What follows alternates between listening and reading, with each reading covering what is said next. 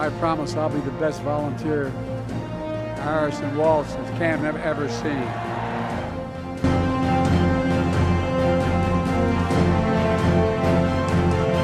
Joe, thank you for your historic leadership, for your lifetime of service to our nation, and for all you will continue to do. We are forever grateful to you.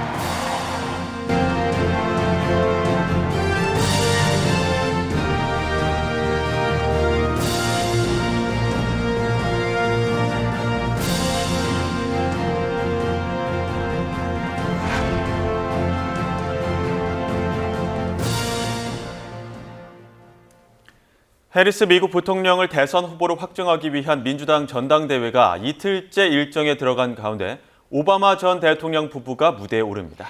미국의 첫 흑인 대통령인 오바마는 이번엔 흑인 여성 대통령 탄생을 위한 바람을 불러일으키는 연설을 준비하고 있습니다. 워싱턴에서 권준기 특파원이 보도합니다. 지난달 전화통화로 해리스에게 지원을 약속한 오바마 전 대통령 부부.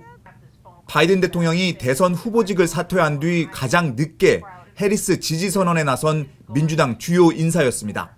We called to say Michelle and I couldn't be prouder to endorse you and to do everything we can to get you through this election and into the Oval Office. 미국 언론들은 바이든의 사퇴 결단과 해리스의 후보 지명 과정의 막후에서 가장 큰 영향력을 행사한 인물로 오바마를 꼽고 있습니다.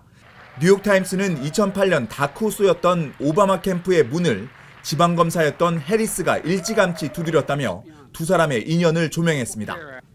데이비드 플라프 등 오바마의 핵심 측근들이 최근 해리스 캠프에 합류한 것도 뗄 수 없는 둘의 관계를 입증하고 있습니다.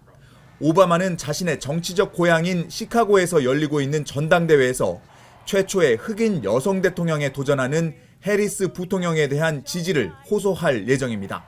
대중의 인기가 높은 미셸 오바마 여사도 특유의 연설로 무대를 달굴 것으로 예상됩니다. You don't stoop to their level.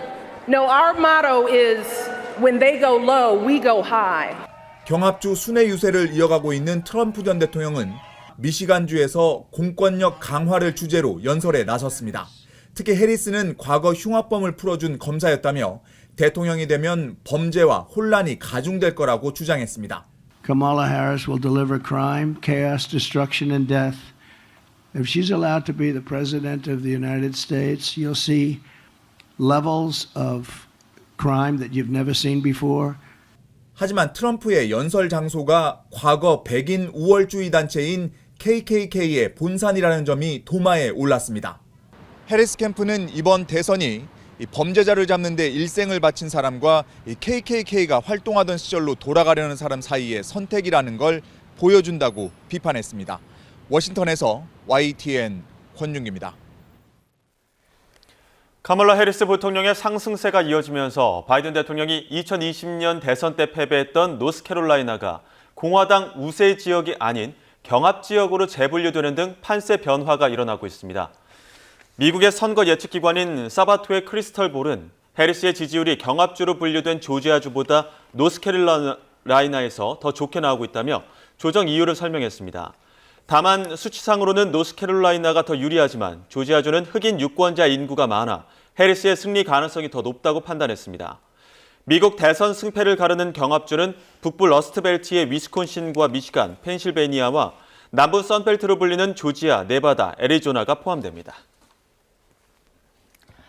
미국 대선에서 제3후보로 출마를 준비 중인 로버트 케네디 주니어가 독자 출마를 포기하고 트럼프 진영에 합류하는 방안을 선택지 가운데 하나로 고려하고 있다고 케네디 측이 밝혔습니다. 케네디 주니어의 부통령 후보인 니콜 셰너에는 팟캐스트 인터뷰에서 선거운동을 계속하고 제3당을 창당할 경우 트럼프 표를 더 끌어가 해리스의 당선 위험을 감수해야 한다고 말했습니다. 그러면서 대선 출마를 접고 트럼프에 가세하는 것이 또 다른 선택지라며 다만 대선 출마를 포기할 경우 지지자들에게 설명이 필요해 쉬운 결정이 아니라고 밝혔습니다. 바이든과 트럼프 대결 시 10% 안팎의 지지율을 보였지만 해리스로 후보가 교체되면서 영향력이 줄어든 케네디 주니어는 최근 뉴욕주 후보 등록이 허위 주소 사용 문제로 무효화되면서 더욱 곤경을 겪고 있습니다.